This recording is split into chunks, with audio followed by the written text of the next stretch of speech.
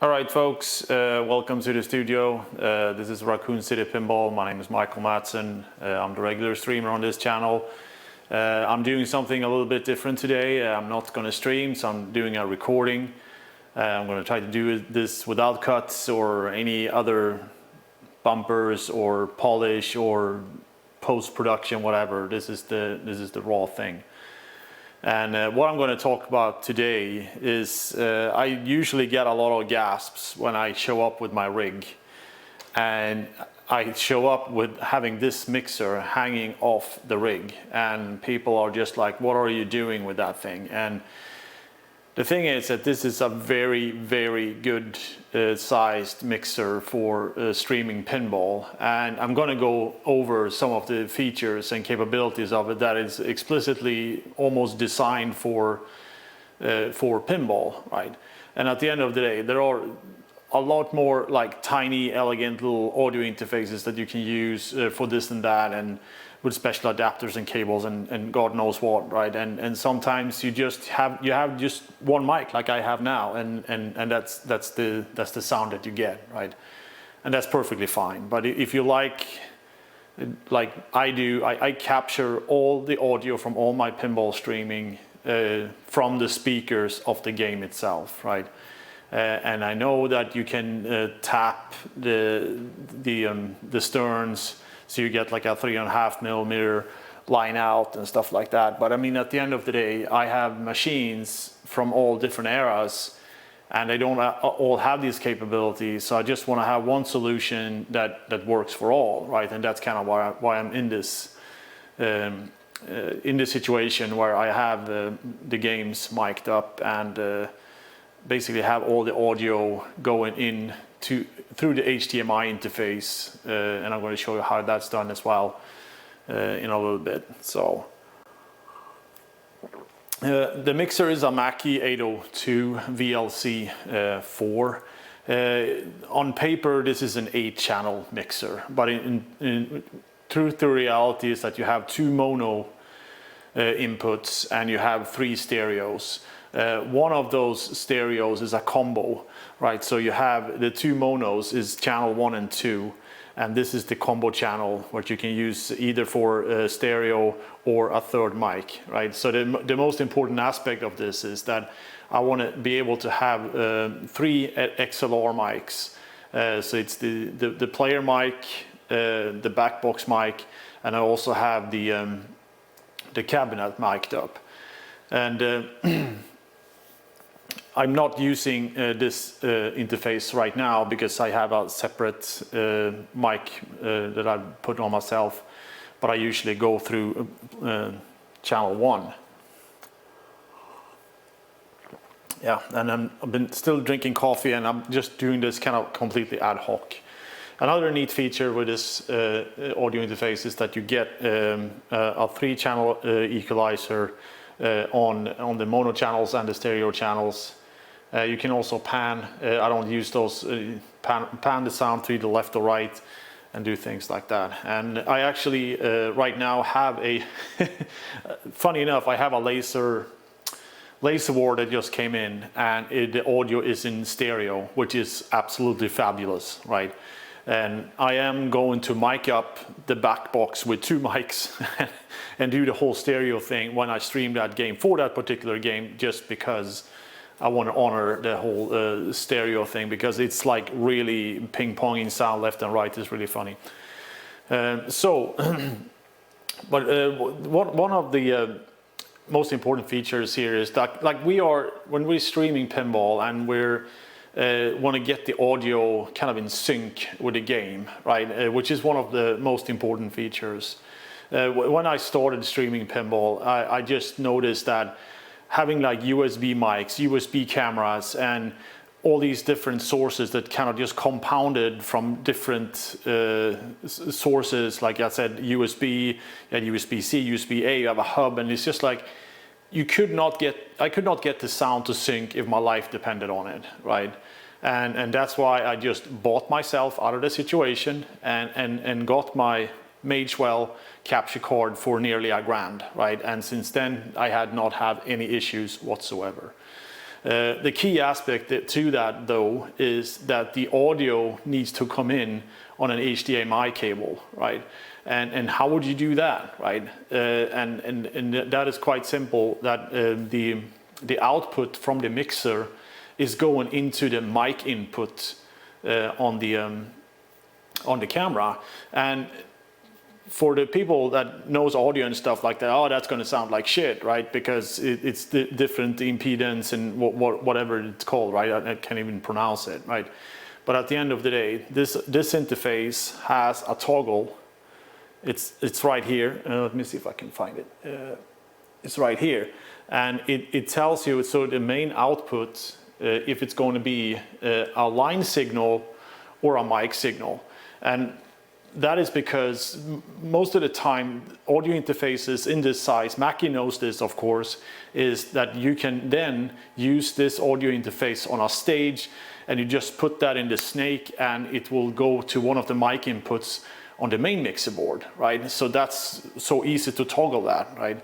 Obviously you can buy these line to mic attenuation cables. That's another very cheap solution. They're $20 and you can use audio interfaces that don't have that capability essentially. And that's fine because that's what I do with my mobile rigs, and also my arcade rigs have one of those cables, right? Because it doesn't require as many channels as this one here, right? So that is one of the cool things about it. And another important aspect of, look, when you go with a smaller mixer, you really don't have a lot of like dedicated stuff per channel. And this is just kind of loaded, right? So first off, it has like an effect channel. I don't use that. I need a limiter, because when I stand here shouting at the game, it's just like you get that like crackly clip when I'm shouting. So I could totally patch in a limiter on my player microphone channel and have those peaks soften, or add a compressor that has the limiter functionality in there as well. So I'm kind of looking into that, but that's just another thing I kind of need to pile in. But this audio interface allows me to do that. That's the point I want to bring across. So yeah, speaking of like dedicated stuff that you have on the channel here, is that it has dedicated mute buttons, right? So you can mute a game, or you can mute a mic, and basically without touching the volumes, right? Because once you've dialed in the volumes for a particular game, you don't want to like, oh, I'm going to turn it down, turn it up, turn it down, and it's just like you won't get back to your perfect mix, right? So you just want to hit that mute button and it's gone, right? Another thing, neat thing it has is the Prefader Solo, and that basically allows you to do a sound check very effectively, and I'm going to show you how that works as well. And because that allows you to listen to one mic at a time when you're adjusting the gain of the mic, and I'm going to show you a very cool feature on how that works with that rude solo, as they call it in the Mackie world. And for folks who use Mackie interfaces and cannot read their manuals, they're very funny. They have like little weird expressions for a lot of things. It's quite funny. And let me see. So I think that's about it. I mean, another cool thing is that it has like the whole kind of control room mixing capability there as well. So you can kind of patch in so say that you would have, I mean, potentially you could have a commentator booth, right? And they can have a separate mix on the AUX mix here, right? So if you don't want to have the game so loud, you want to hear the player, or whatever it could be, right? You can send a separate mix down to a different output, right? And it has plenty of outputs on the alt out, the control room out here, and you also have the effects send and return here, but you can also have an insert on channel 1 and 2. So let's kind of get started here and just get the audio running here. So let me see if I can just switch over to the way I do it normally is just like I start a game, start plunging and kind of measure things, but I'm just going to do this in a little bit more controlled fashion today. So Within the diagnostics in the game, you have something called a speaker. So I'm just gonna, so I found that song number 11 was a pretty good tune to play. So I'm gonna switch back to the B cam. And now what I want to do is that I want to set the level on the cabinet mic that is in the cabinet, right?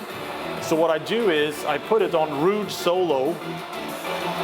On Rude Solo, that means that it's only one channel. You got a red light blinking there because it's only going to be one channel. And I have the bass mic on channel 3, right? So, and as I kind of turn the gain here, you will then see the VU meter over here start bumping. And once you have it at a certain level, you know that it's not clipping, and the audio level is pretty good, right? And once I've done that, I just punch that out, and then I punch in the back box and start adjusting the gain for the back box, right?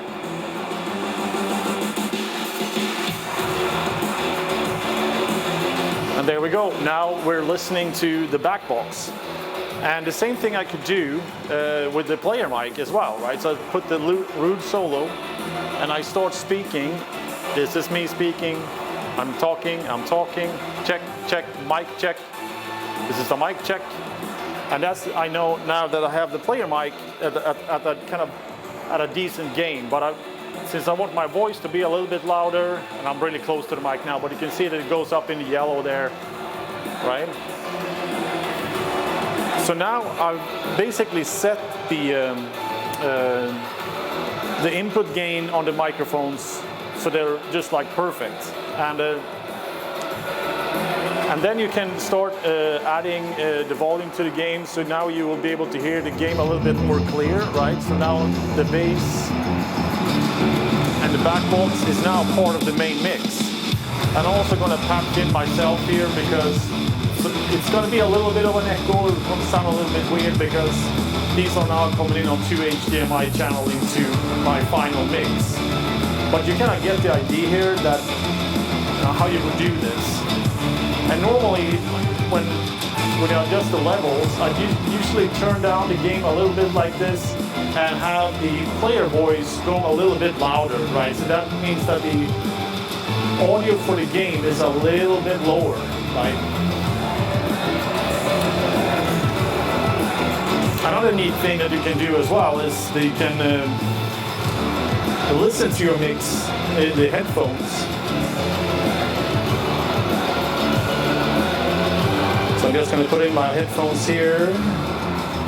So I can kind of hear myself speaking through this mic here, right? And as you listen, and another thing you can do here now is kind of adjust the equalizer a little bit, right? So I want to kind of remove the highs and the mids from the bass mic, right?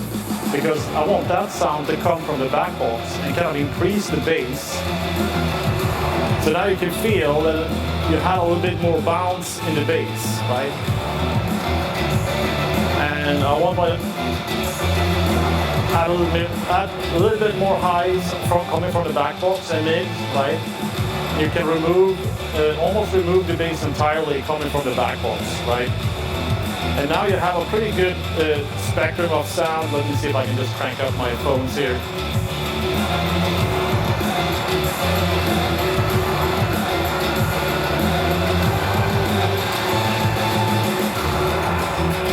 Yeah, it sounds like a pretty good mix, right? So I usually remove some of the highs and the mids from the voice on the player mic as well to kind of have it more of a, it doesn't get very high pitch, so to speak, right?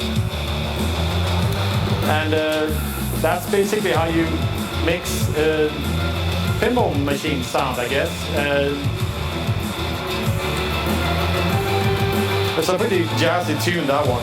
So you could be able to just switch to another song here. See how it sounds? That's pretty...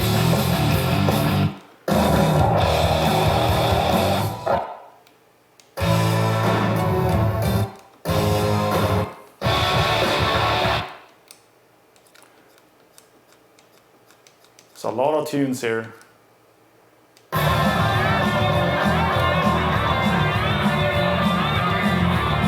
There we go, yeah. Still sounds good. Sounds good in my headphones at least. I wonder if they have some more like classical or...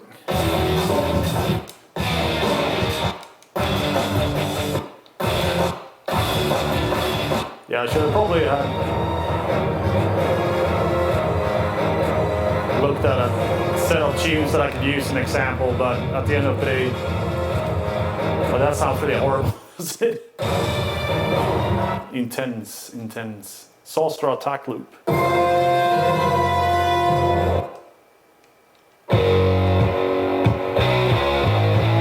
Yeah, we all know this song. This song actually plays a little bit louder. You can see that on the VU meter here, that it completely blows up.